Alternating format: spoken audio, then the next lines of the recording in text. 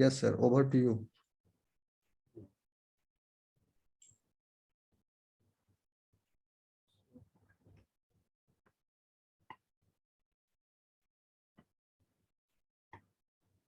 Hello everyone, hope आप सब लोग अच्छे हो। तो लास्ट टाइम भी हमने सिलेबस को एक ब्रीफ डिस्कशन किया था पूरे सिलेबस पे। उसमें कुछ मेजर टाइटल्स थे कि थिंकर और एथिक्स, मोरालिटी। तो उन सब के बारे में डिटेल में जानने से पहले सबसे जो पहला स्टेज हमारा होगा वो होगा कि जो मोरल फिलोसफीज हैं, मोरल थियरीज हैं, उनके बारे में हम समझें। आप लोग सुन रहे हो मेरे को ना? मैं ऑडिबल हूँ ना? हाँ, यस सर। आलम की आवाज आ रही है। Okay okay. तो सबसे पहले जो फेमस थिंकर हैं, हम उनके बारे में डिस्कशन कर लेंगे कि उन्होंने क्या कहा है और क्या। क्योंकि जब हम स्टैंडर्ड को जान जाते हैं तो हम समझने लगते हैं कि ये चीज़ ऐसा क्यों हो रहा है।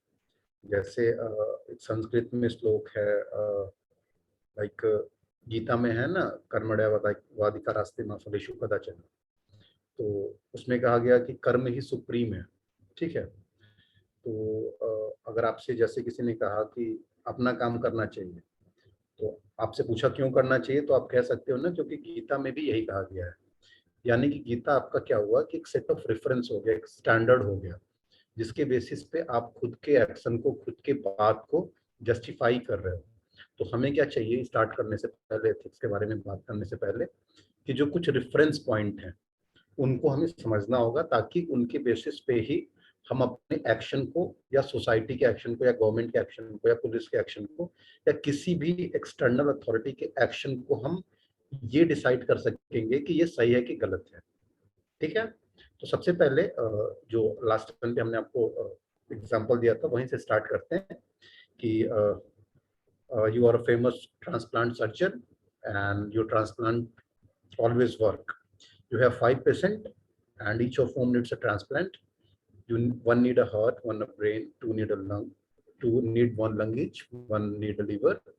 And you have patient named Mr. Kumar who have come in today to find out the result from some lab work. You know from the results of the lab work that Mr. Kumar would be a perfect donor for each of your 5 patients. तो last time मैंने आपको बताया था कि एक आदमी को 5 ऐसे पेशेंट हैं जिनको अलग अलग उनके बॉडी पार्ट्स की जरूरत है, और एक आदमी के पास पांचों का बॉडी पार्ट अवेलेबल है, वो आदमी हेल्दी है। और लास्ट में लिखा हुआ है कि there are no other available donor, मतलब कोई और देने वाला नहीं है। तो आपने मिस्टर कुमार से पूछा कि क्या आप ये अपने ऑर्गन को डिस्ट्रीब्यूट करना चाहोगे, तो उन्होंने कहा नहीं। बट आप ये रियलाइज करते हो कि बिना परमिशन के भी आप उनको, उनके बॉडी से वो पार्ट्स निकाल सकते हो और उनको दे सकते हो। ठीक है। तो लास्ट में हमारा क्वेश्चन है कि क्या इन्हें ऐसा करना चाहिए।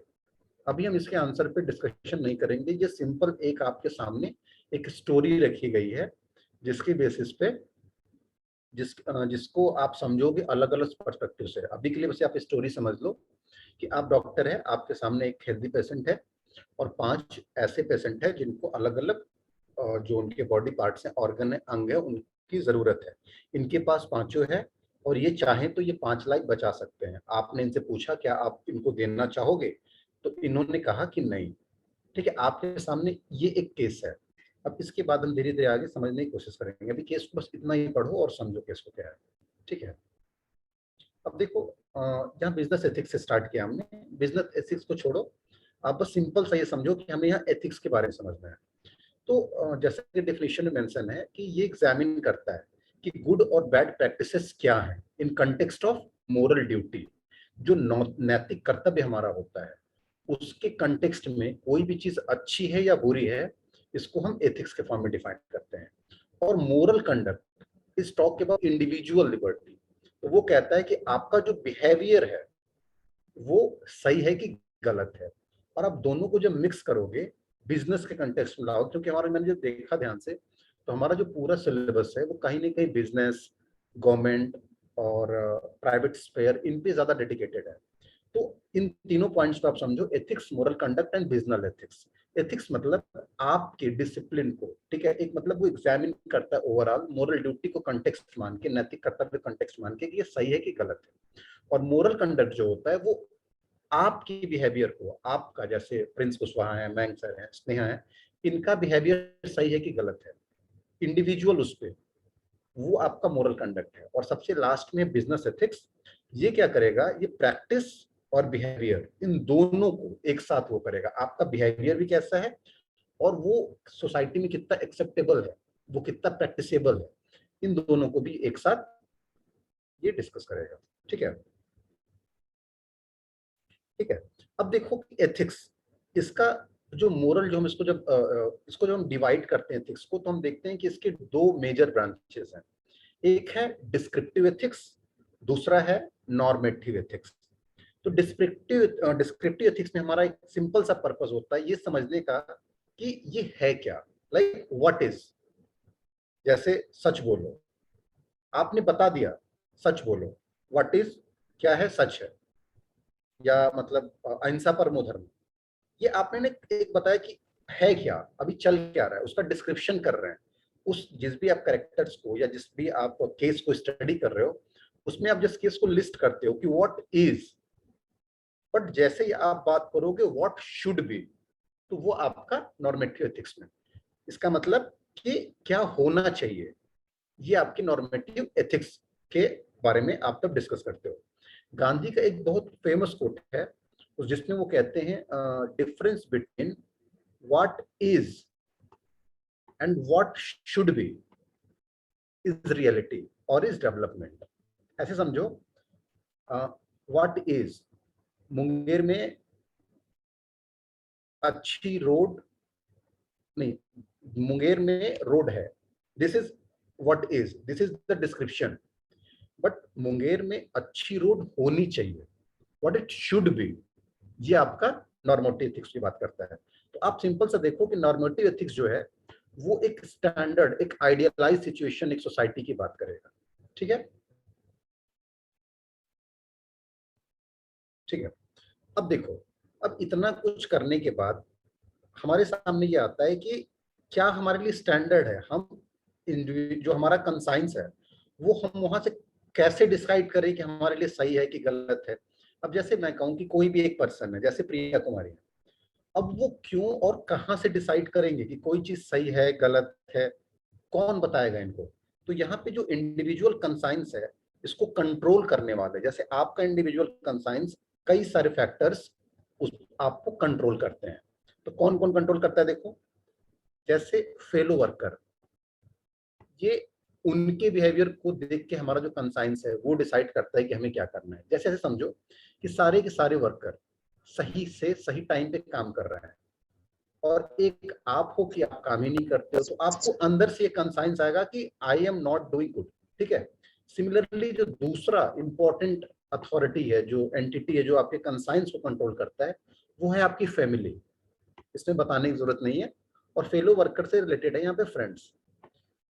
मैं लॉ को भी छोड़ रहा हूँ, यहाँ पे देखो रिलीजन, रिलीजन भी कंट्रोल करता है कि हमें हमारी कंसाइंस को, हमारी बिलीफ को कंट्रोल करने में रिलीजन का बहुत बड़ा पार्ट होता है। रिलीजन, हम बचपन से ही हम अपने आप को रिलीजन के अकॉर्डिंग ही मोल्ड करते हैं।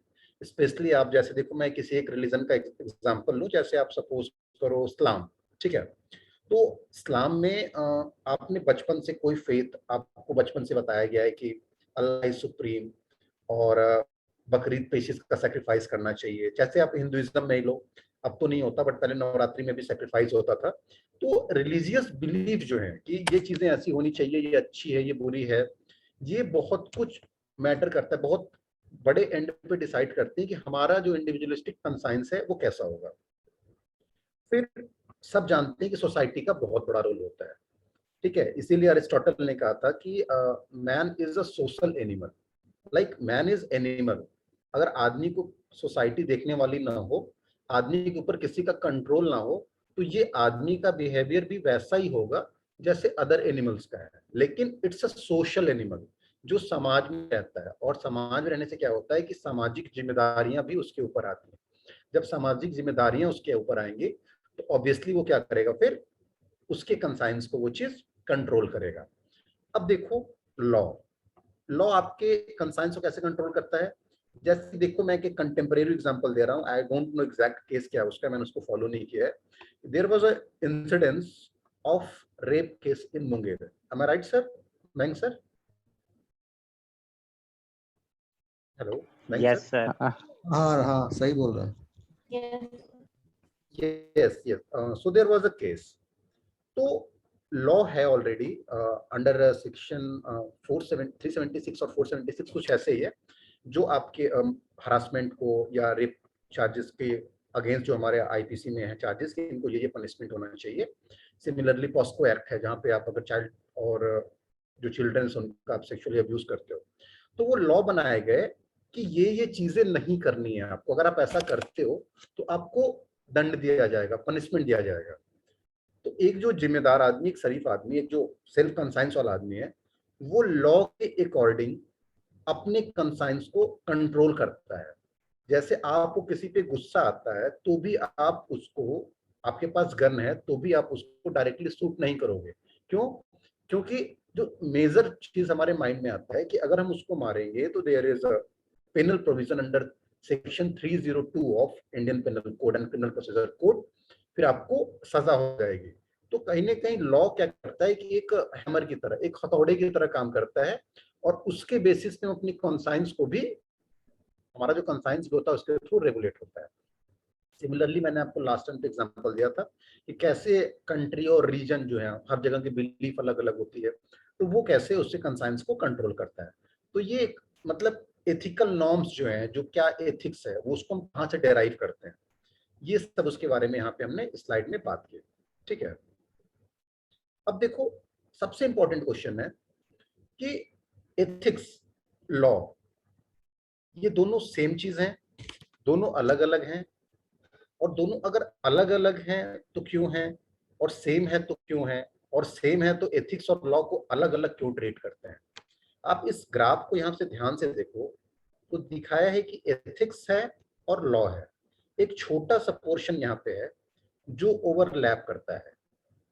ठीक है, और ये ओवरलैप जितना ज्यादा करेगा उस लॉ की एक्सेप्टेंस उतनी ही ज्यादा होगी।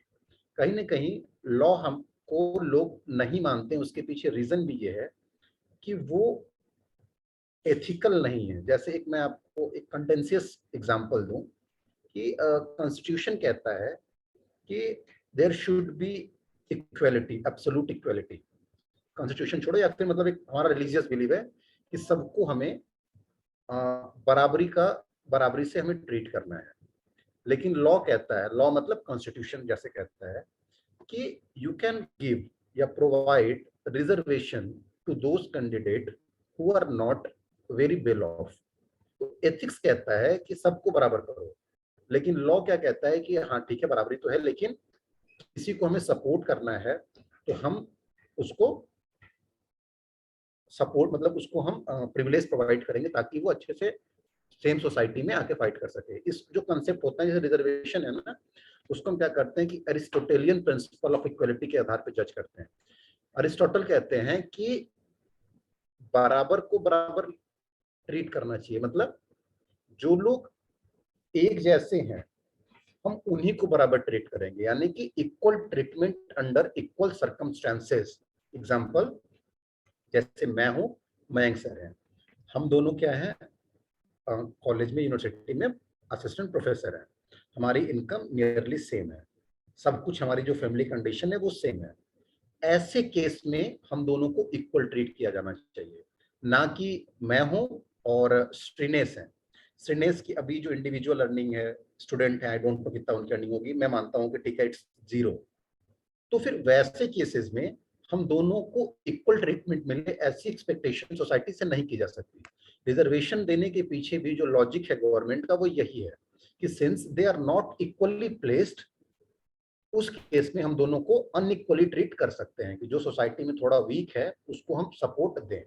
तो कहने का मतलब देखो कि जो चीज एथिकल है वो लीगल भी हो, ये जरूरी नहीं है, और जो चीज लीगल हो यानी कि लॉ जिसको प्रोवाइड करे वो एथिकल भी हो, वो जरूरी नहीं है।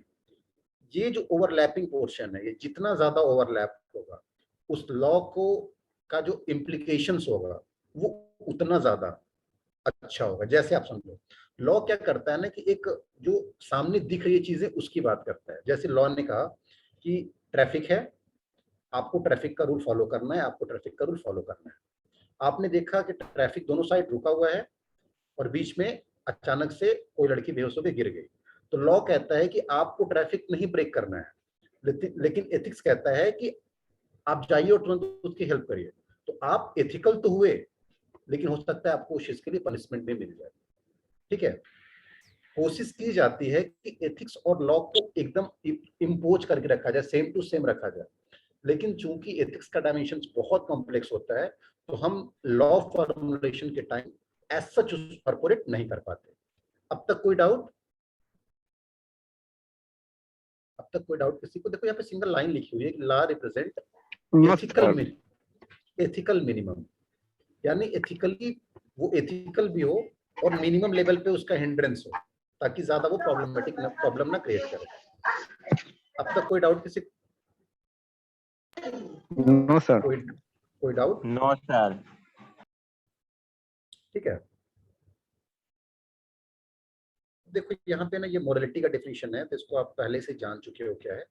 ठीक है, अब उसी को हम फिर से जो अपनी रिवाइज है उसको एक अलग डायमेंशन से समझते हैं। हम एथिक्स की बात कर रहे थे, अब हम आप कहते हैं कि आपकी बात करें, इंडिविजुअल लेवल पे बात करें, हमारा और आपकी मोरालिटी ये किन फैक्टर्स पे डिसाइड होती है।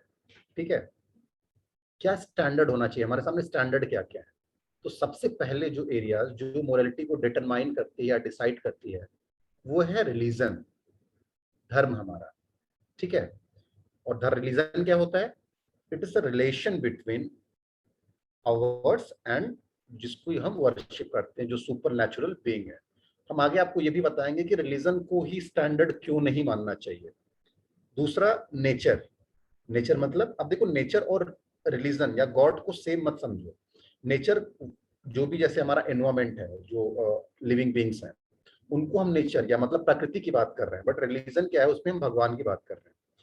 और उसके बाद हमारा अपने खुद के कंटेक्स्ट में क्या अंडरस्टैंडिंग है, इंडिविजुअलिटी, वो भी डिसाइड करती है हमारे मोरालिटी को। और सोसाइटी, जैसा कि मैंने आपको बताया, इससे पहले मैंने आपको चारों बताया था।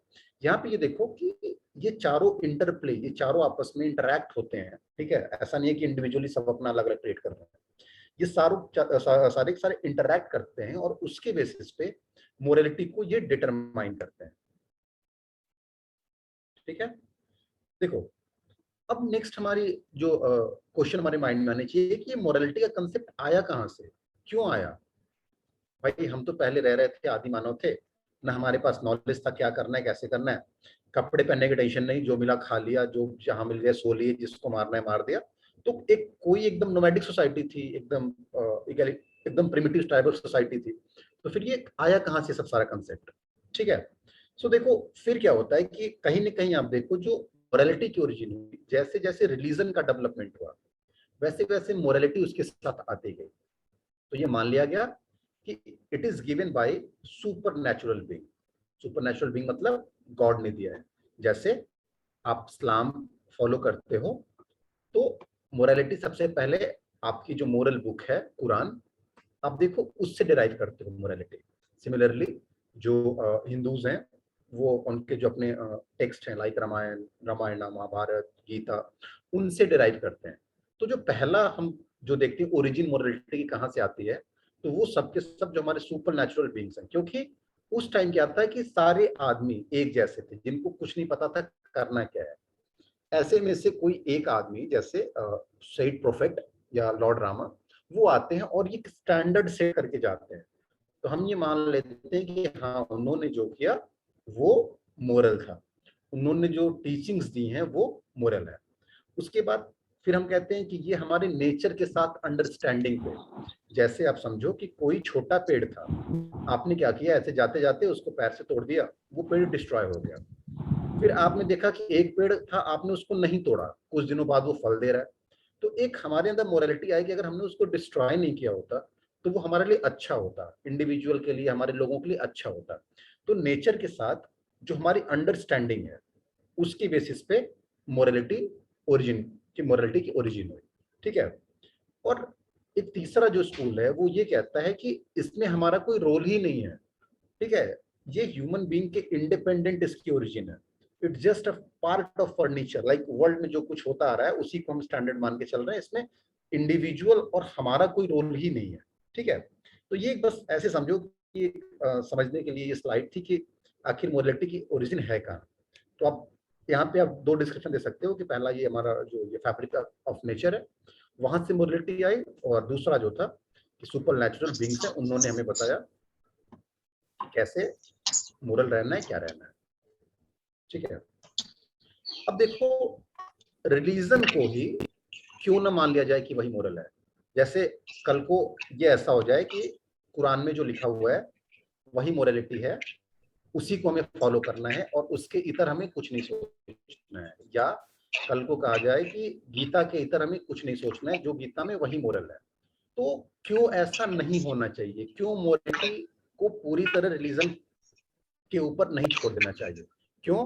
क्योंकि सबसे पहली बात कि हम बार बार कहते हैं कि भगवान ने कहा, भगवान ने कहा, भगवान ने कहा, प्रोफेट ने कहा, मतलब सॉरी प्रोफेट ने कहा तो वो ठीक है, but prophet was a form of God.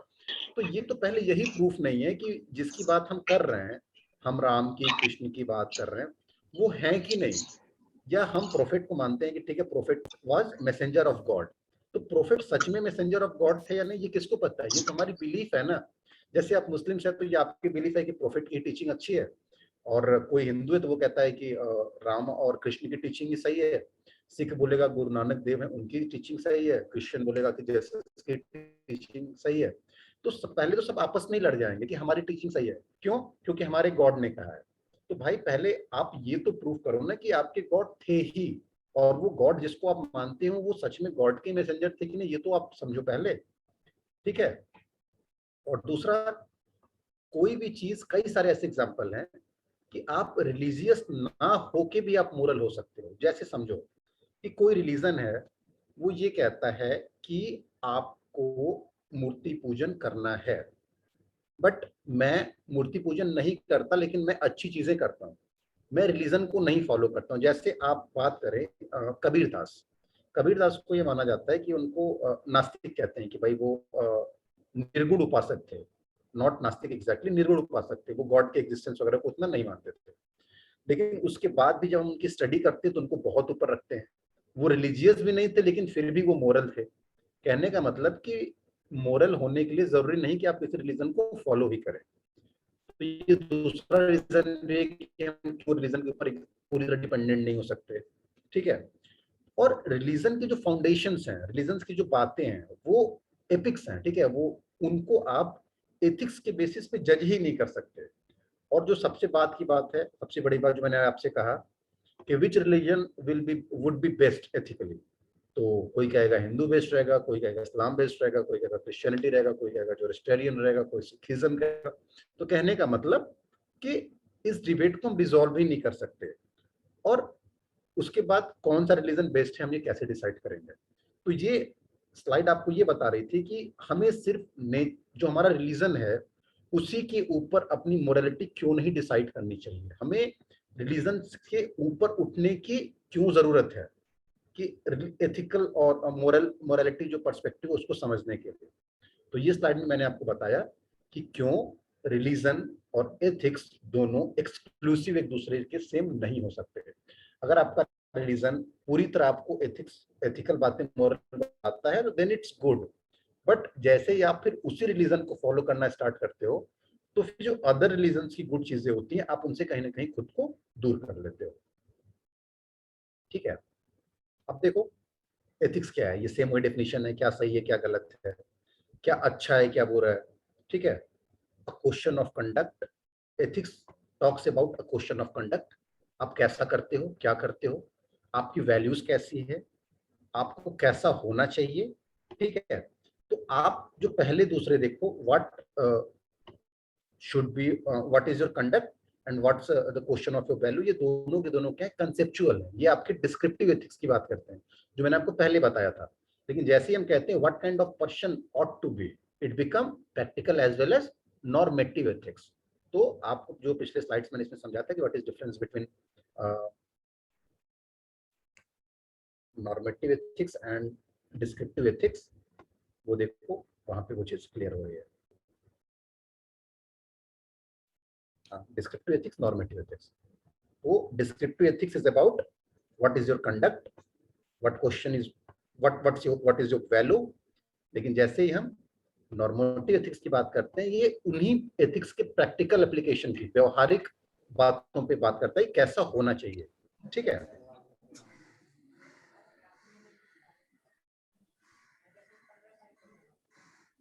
हाँ, ये मैंने आपको सिंपल सी चीजें जो बताई, मैं आपको एथिक्स कैसा होना चाहिए, कितने टाइप्स के हैं मोरल एथिक्स, ये सब कहीं ना कहीं मेरा टारगेट था आपको प्रिपेयर करने के लिए, मोरल थियरीज पढ़ने के लिए। ठीक है, तो मोरल थियरीज मतलब कुछ फाउंडर होंगे, कुछ ज्ञानी लोग होंगे, वो कुछ बातें कहेंगे और उनको, चूंकि उन्होंने काफी हाई स्टैंडर्ड अपनी लाइफ में सेट किए हैं, तो हम उनकी बातों को वैल्यू देंगे कि ये बातें सही हैं, और हम ये समझने की कोशिश करेंगे कि हम उनकी जो टीचिंग्स हैं, उनकी जो थियरीज हैं, उनकी जो बातें हैं, उनको कैसे हम अप्लाई कर सकते हैं। ठीक है, और उसमें भी हम देखेंगे कि हम कोशिश करेंगे समझने के थियोरेटिकल, देवराज आप अपनी माइक बंद कर लीजिए, थियोरेटिकल क्वेश्चंस क्या, कैसे जो हमने हमारा 1 और 2 जो डिस्क्रिप्टिव एथिक्स है उसको समझने की बात समझने की कोशिश करेंगे, और एट द सेम टाइम जो हमारा नॉर्मेटिव एथिक्स था हम उसको भी इन थियरीज के पर्सपेक्टिव से रिजॉल्व करने की और समझने की बात करेंगे। ठीक है,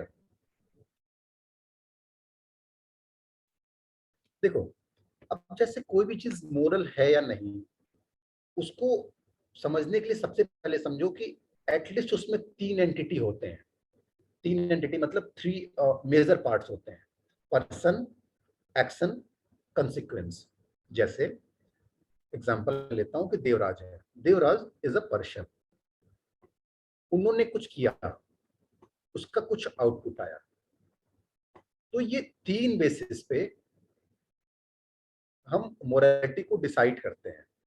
ठीक है, जैसे हर एक पर्सन की एक अपनी इंडिविजुअल क्वालिटी होती है। जैसे मैं एग्जांपल लूं कि गांधी, मान लो गांधी ने कुछ किया, तो कहीं ना कहीं हमारे माइंड में सबसे पहले यही बात आएगी कि गांधी जी ने किया है तो वो सही किया होगा।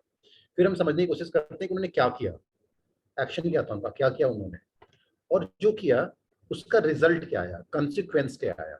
ठीक है, तो सबसे पहले जो यहाँ पे डायमेंशन है पर्सन, मतलब what makes person morally good, क्या बहादुर होना ही उस पर्सन के अच्छे होने का प्रमाण है।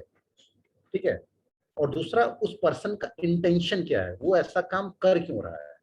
तो यानी कि जब भी हम कोई भी चीज सही है कि गलत, ये भी जब भी ये समझने की कोशिश करें, तो सबसे पहला हमारी ये रिस्पॉन्सिबिलिटी बनती है कि हम ये समझें कि वो पर्सन कौन है, वो पर्सन अच्छा पर्सन है, अब तक का जो उसका रिकॉर्ड है वो अच्छा है कि बुरा है। तीसरा उसका इंटेंशन क्या रहा है। अब जैसे आप समझो इंटेंशन के लिए कि हम सब जानते हैं किसी की हत्या करना बुरी बात है। कल को क्या हुआ कि एक सुसाइड बॉम्बर एक सिटी में एंट्री करता है, और किसी एक पर्सन ने क्या किया कि तुरंत जाके उसके ऊपर कूद गया या फिर उसको उसने मार डाला। तो ऑब्वियसली उसने किसी को मार डाला, उसने जान ले ली। तो आप कह सकते हो कि किसी भी आदमी की जान ले लेना is wrong, but at the same time you see what is the intention of that particular person. उस पर्सन का इंटेंशन क्या है वो करने के पीछे, जब आपको पता चलेगा कि उसने सोसाइटी को बचाने के लिए ऐसा काम किया, ठीक है, तो आप कहीं ना कहीं कहोगे कि वो person, that person is good. अब पूरे के पूरे केस की, वो पूरे की पूरी जो आपकी, कि आपके सामने जो बात रखी गई होगी, उसका पूरा मतलब ही चेंज हो जाएगा।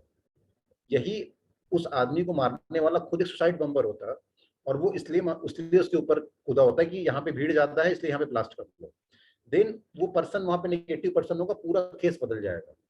लेकिन वो अच्छा पर्सन होगा तो फिर हमें दूसरे पर्सपेक्टिव सोचना होगा। तो कहने का मतलब कि आपके सामने कोई भी प्रॉब्लम दी गई हो, तो सबसे पहले हम ये समझते हैं कि वो पर्टिकुलर आदमी कैसा है, उसने ये काम किया क्यों, आदमी कैसा है, उसने ये काम किया क्यों, फिर उसने किया क्या, उसका एक्शन क्या है। और जो कोई काम वो कर रहा है, तो ऑब्वियसली हम किसी भी एक्शन को कह रहे हैं कि उसका एक्शन सही है या गलत है, तो उसके पीछे कुछ ना कुछ उसको मोटिवेशन आया होगा, कुछ ना कुछ उसने सोचा होगा। तो एक्शन को जब भी हमें समझना हो कि वो सही है कि नहीं, तो सबसे पहले देखते हैं कि इज इट मोरली राइट, और सबसे बड़ी बात देखो, किसी भी केस में एक क्वेश्चन से आप डिसाइड नहीं कर सकते कि उसका एक्शन सही है कि गलत।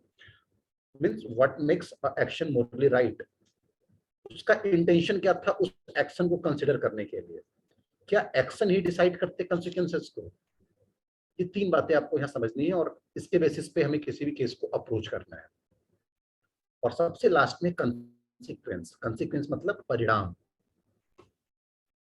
किसी भी परिणाम को वो क्या क्वालिटी है कि वो अच्छा बनाती है या बुरा बनाती है। देखो अभी ये जो सारी बातें हैं ना, ये कोई क्वेश्चन नहीं है, ये आपको समझना है कि कोई भी आपके सामने एक केस आए, एक सिनेरियो आए, तो उसमें आपको तीन बातों पे ध्यान रखना होता है, पर्सन, एक्शन एंड कंसिक्वेंसेस। अब आपको खुद से समझना है कि हम किस बेसिस पे डिसाइड करेंगे कि पर्सन कैसा है, किस बेसिस में डिसाइड करेंगे क्या एक्शन सही है क्या एक्शन गलत है, और हम कंसिक्वेंस को कैसे जज करेंगे, परिणाम को कैसे जज करेंगे कि ये सही है कि गलत है। ठीक है, तो अभी आपके पास इन चीजों का कोई आंसर नहीं होना चाहिए, आपको जजमेंटल नहीं होना है, बस आपको ये समझना है कि हमें पर्सन, एक्शन और कंसिक्वेंस के बारे में बात करनी है। ठीक है, अब देखो मोरल थियरीज जो हैं वो तीन तरह के हैं। आप देखो उसी पर्सन, एक्शन और कंसिक्वेंस के बीच के बेसिस पे जो बेंथम एंड मिल की थियरी है, वो कहती है कि कंसिक्वेंस अगर अच्छा है तो वो आदमी अच्छा है। अगर आप कोई भी चीज करते हो उसका जो एंड रिजल्ट है वो अच्छा है, इसका मतलब आपको वही करना चाहिए। ठीक है, जबकि जो इमैनुअल कांत हैं वो कहते हैं, डियोंटोलॉजिकल थ्योरीज की बात करते हैं, वो क्या कहते हैं, एक्शन। ठीक है, ये एक्शन बेस्ड थ्योरी है, ये कंसिक्वेंस बेस्ड थ्योरी है। कांत ये कहेंगे कि अगर कोई आदमी अच्छा काम कर रहा है तो उसका परिणाम अच्छा हो या बुरा हो, उससे मतलब आपको नहीं रखना चाहिए। आप उस आदमी ने सही किया है कि नहीं, आपको सिर्फ ये सोचना होगा। लेकिन बेंथम कहते हैं कि नहीं, कंसिक्वेंस अच्छा हुआ कि नहीं, रिजल्ट अच्छा रहा कि नहीं, इसके बेसिस पे हम जज करेंगे। मैंने आपको स्टार्टिंग में इन दोनों का ही नाम बताया था, बेंथम और मिल का भी और इमैनुअल कांत का भी। और तीसरे हैं जो एंस्कावे की थ्योरी, वो कहती है वर्च्यू। आप हो कौन, आप कर क्या रहे हो, आप कितने वर्चुअस हो, आप